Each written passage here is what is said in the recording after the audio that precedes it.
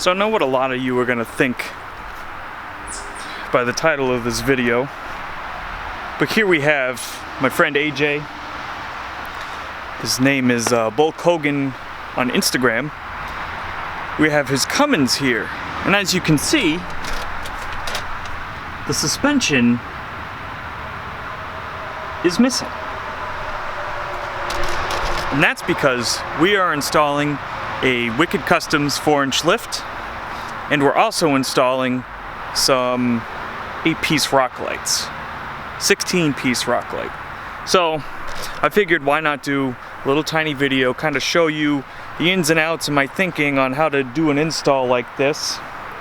It's not terribly difficult, but if you want it to look clean, it can be time consuming, to say the least. So I figured I'd do like a typical DIY video that I usually do. The thing about Ram and Cummins that's really nice is that they have bolts for their entire wheel well. So we have a bolt here and like a little pocket and a bolt in that pocket, and then bolts going all the way up and around. And we're just gonna start taking things out.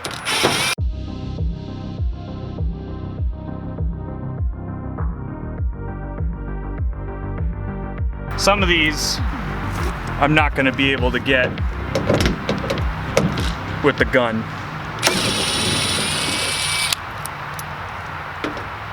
Yeah, so two I can't get with the gun, but I got a handful here. The most time-consuming part of this is going underneath the frame and running all the cabling and whatnot and tucking it, because you want it to be a clean install. You don't want the wires to be poking out and looking through, because when you bring it to a show, that's the first thing people are going to see is, oh, this was just a shoddy, really quick install, not that great. And you want to take pride in your work, at least some semblance of pride, and try to tuck them as best as possible. Getting this wheel well liner out is a bitch.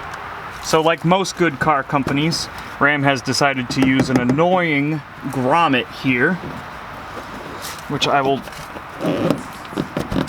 kind of just have to brute force it off. There's really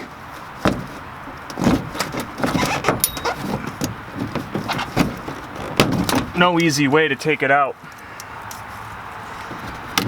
So look at what the clip looks like. It's on everything these days.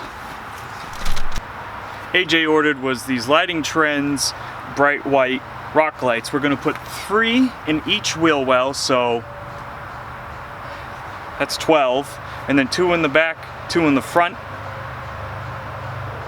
and that's the full 16, the 8 plus 8. What you want to do is you want to take your rock light and connect it to a battery. I've already run this test, but you want to take your rock light, put it in the wheel well, and see where it's going to shine best on the wheels. It's best to also do this when you have your offset wheels and larger tires, because that's going to make the light shine differently. You know, you could put the rock light right here in the back of the wheel well, and that's going to give you a real nice shine to the back of your axle. But if you have a really offset wheel and tire combo, that's just going to block all the light, so you won't actually get any light on the wheels, none of that. So what I've determined is putting this on the outset is best, and then one here, and then one on the back side, kind of upwards, give it more of an angle, but you'll see better once I pull the whole wheel well out. What you can do, and what I've done in the past for installs, is I've taken like a pink paint pen and just put a dab between each hole where I thought it was best to test it at, and that way I know where to drill the holes. These wheel wells can be a pain to get out. You kind of have to wiggle and pull down on the back to bring it down and get the sides out from under and then off. So I'll try to do my best way of showing this, but I can't promise anything.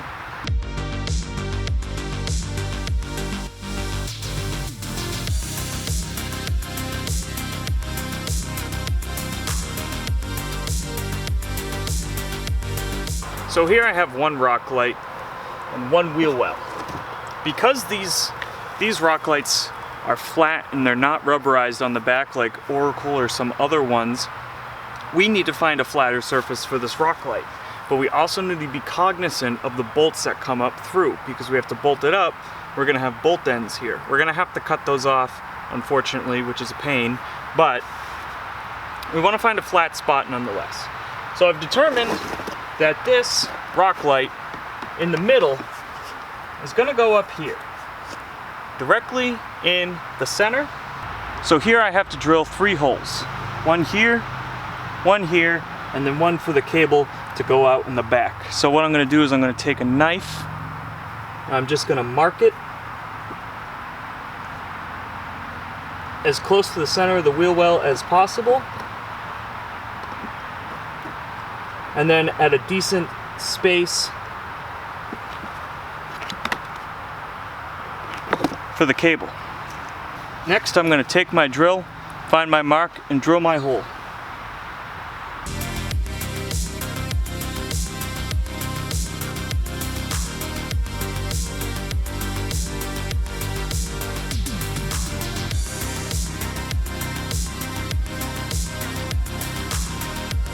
So here we have our rock light, bolts, and nuts. We want to take our rock light and our cabling. We want to run the cabling through first. This 1/4-inch hole may not be big enough, so we're going to have to ream it out.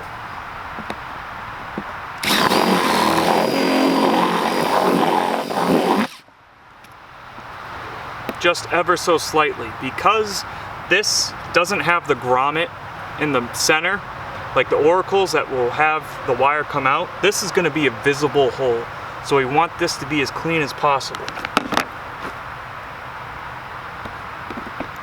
Just enough for the cable to go through. Next, we want to take our screws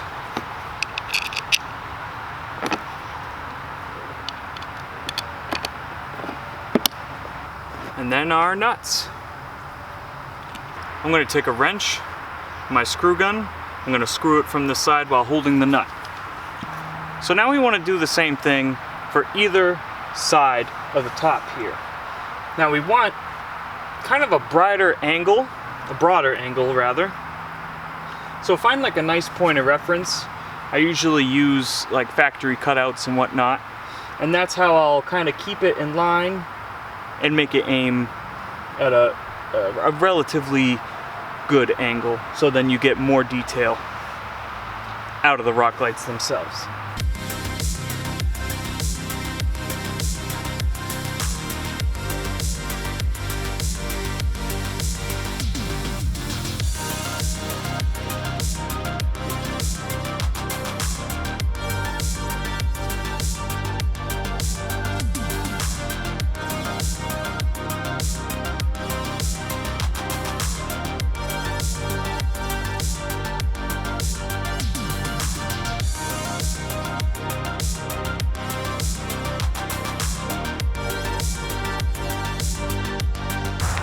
So here we have both rear wheel wells out, and this one's all wired up with the rock lights, as you can see.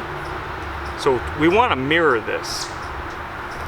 So we want to get this as lined up as possible, and then just take a Sharpie, any kind of marking tool, and then mark your holes where they need to go, because then we're going to have to drill said holes as well.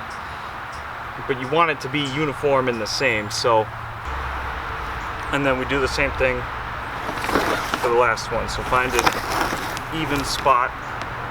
We got this gap up here and here. You can basically line it up so they're at the same level, and we now have our marks here.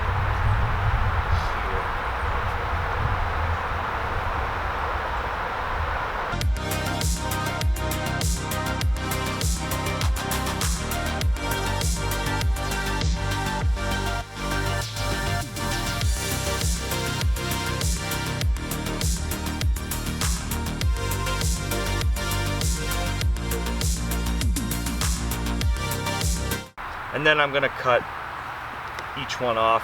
This is a hard part because you have to use a grinder or like a Dremel. Dremel I would probably prefer.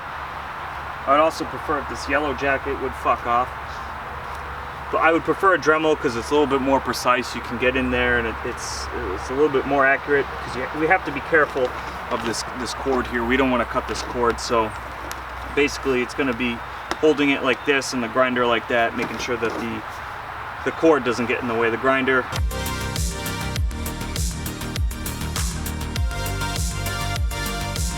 So what I prefer doing is taking the cable for this, the furthest rock light, zip tying it to the second one.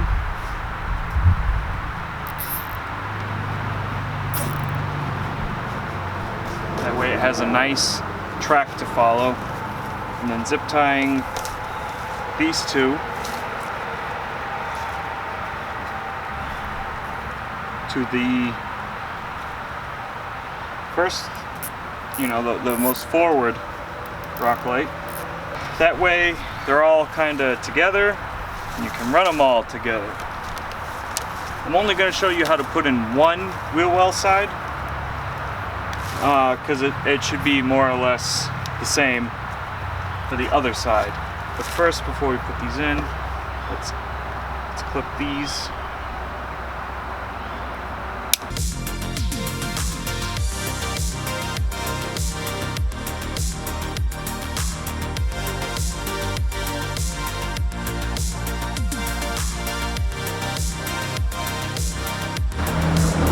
Before we start tucking everything, we want to get all of the rock lights in place because we want to find a good mounting point for the control box. But we also want to make sure that we don't need any extensions for the control box.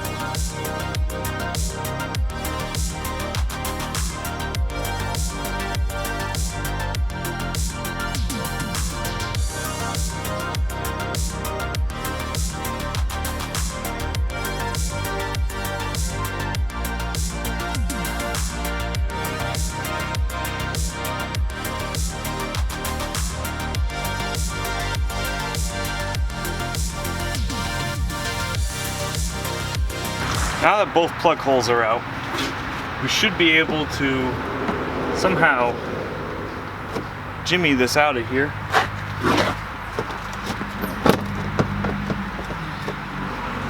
Seems slightly easier than the back. Just pulled from the back and it's pretty much free to go.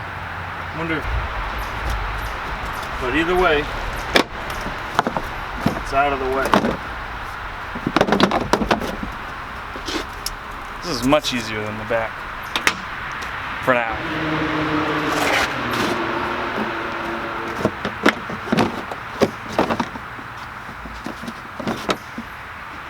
And there we have it. This thing's out, let's get the other one. Asked the owner what he wanted. He said 12, 3, and 9. So, just gotta find a good spot for all those locations. The thing about front wheel wells is that you have all sorts of like weird architecture like this here and this pocket over here. You've got this flap there. You don't want to be mounting it here. You don't want your rock light here because then it's going to be shining on the inside out behind like the behind the wheel. So our 3 o'clock one is probably going to go about here. 12 is going to be here. 3 is going to be a little bit hard to hit, so we'll probably do here. But you also want to compare and contrast with the other side to make sure that you will get an even mounting location. So on the other side, remember this is a mirror image. So 12 is going to be fine here. And our 3 is here on this side, and our 9 will probably have to be here before this hump. So it looks to be about even. We have enough space here above this pocket, above that pocket on the other side, and they're even enough that we could fit a rock light here. And on this end, same thing, so that will probably be okay.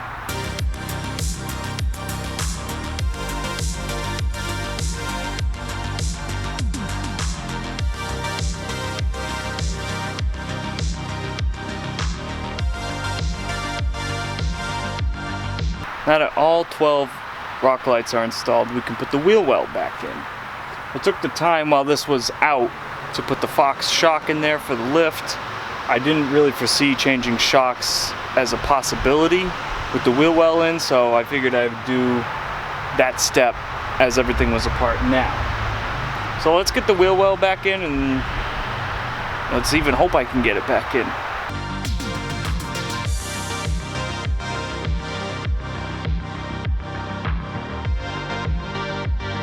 Now the front's back together. I'm gonna do the other side and the other liner, and then I'll show you how to start running these wires underneath the truck. Arguably the most time-consuming process. So as you can see, we're under the truck now, and we have these cables here, which are for the front driver's side, and we have these cables over here, which are for the front passenger side.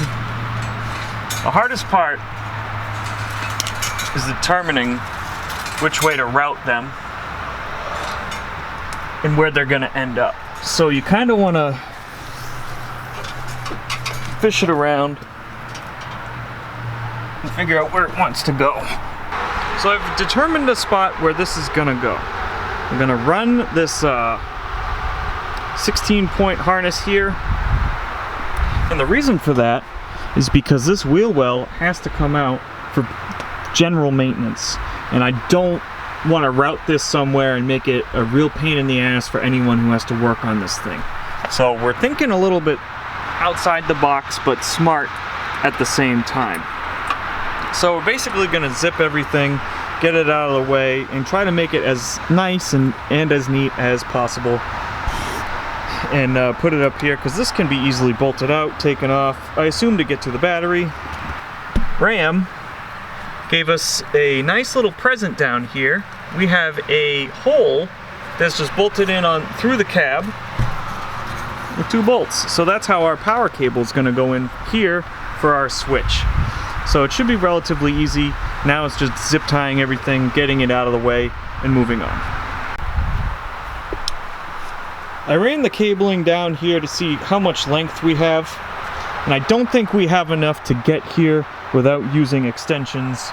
I'm gonna try my best and see what I can do, but if I have to, I'm gonna have to heat shrink tube something a little more weather resistant onto this, because these connectors just are not gonna do it. I'm gonna have to run this up through the frame rails, probably through the body mounts. It'll be relatively quick, and then up the fender liner, and we should be all set. So we have this harness of cabling here, and because the front is nice and easy, there's a big gap right here above the shock. You can hardly see that because the tire is in the way. But we're basically gonna take our ends, and you can zip tie this if you want to make this easier to run, kind of like a snake, like an electrical snake. What we want to do is we're going to take our clump, we're going to zip tie it, because the zip tie can be easily cut, and we're going to pass it through. Now all we have to pass is this big chunk, so we're putting this through. It's on the other side, so now we're going to go up, find it, and pull it up. So now we're up in the engine bay. We have to find our clump of wires, and it's really hard to tell because this is a brand new truck. So now we have our clump of cabling up here. All we have to do is go down and fish it around. So now we just got to fish it around. We have this clump here, and we have our slack here. So basically fish the clump up and then pull, and should be able to yank it up and around. So now we have our wire line here. We want it up and out of the way of anything factory. So once again, take our wire clump, move it behind this factory wire,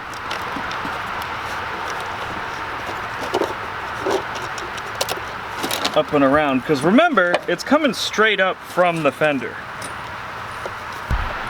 So now we're up, and we have our slack of cabling here. So what we're gonna do is we're gonna zip tie it nice and find a spot to tuck it.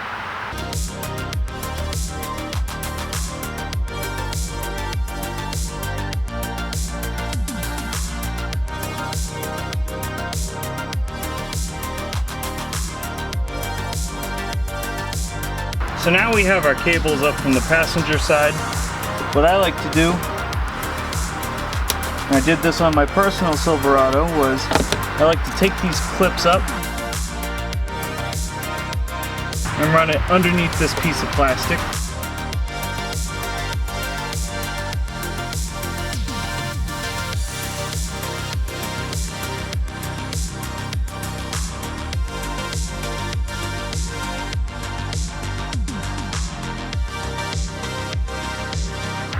So now that all these clips are up, we should be able to fish this all the way through where we need it to go. So here we have our 3 rear rock lights, and now we just need to tuck it. So, best thing to do, because we have all 3 rock lights kind of at the same exit point, what we have to do is find places to zip it to. We're going to go straight back and on the inside of the frame. It really is just a balancing act of finding how to run these.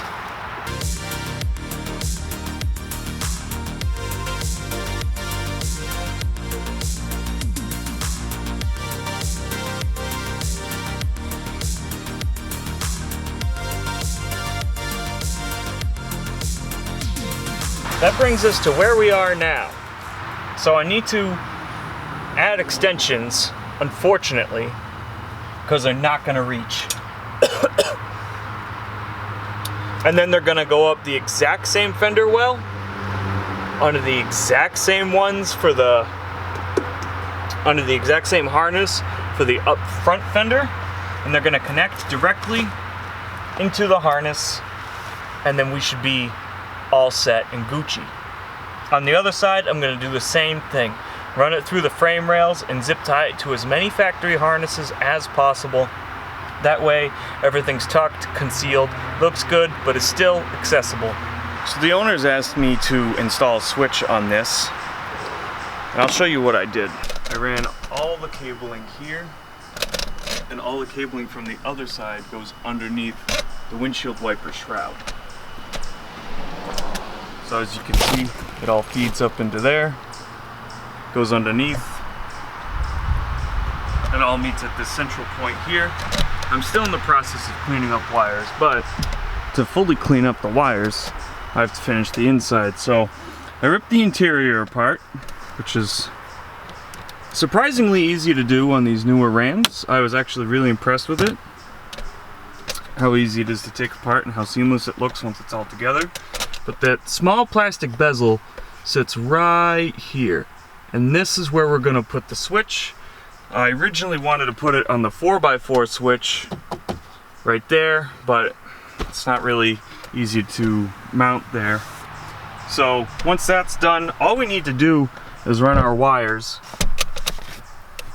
into that hole up there. That's our holy grail.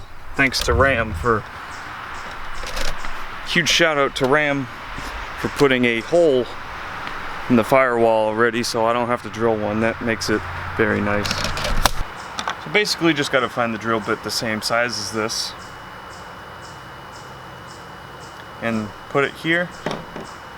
When mounting, it's good to take your piece and figure out where your piece sits and if you have any space behind it. Behind the sticker, there's plenty of dead space, so I can put it here and we're not going to have any issues with disconnecting or connecting the wires.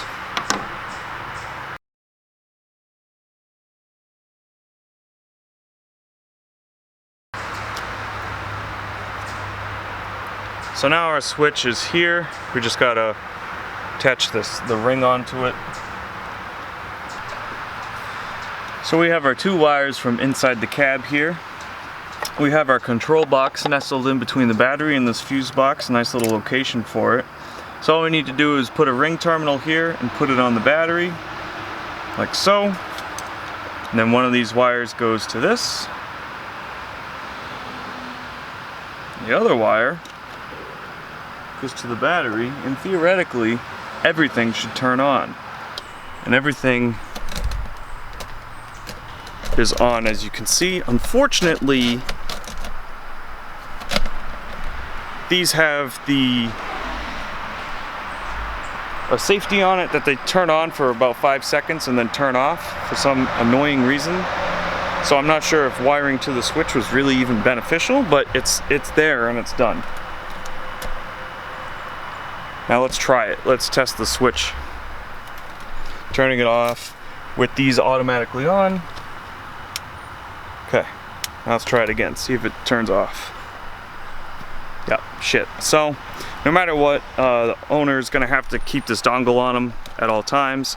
So when he flicks the switch, he's gonna have to press that button. That's just the way she goes. So, now it's just basically tidying up the wires, making everything look nice, putting the dash back together, and then we're done. Theoretically.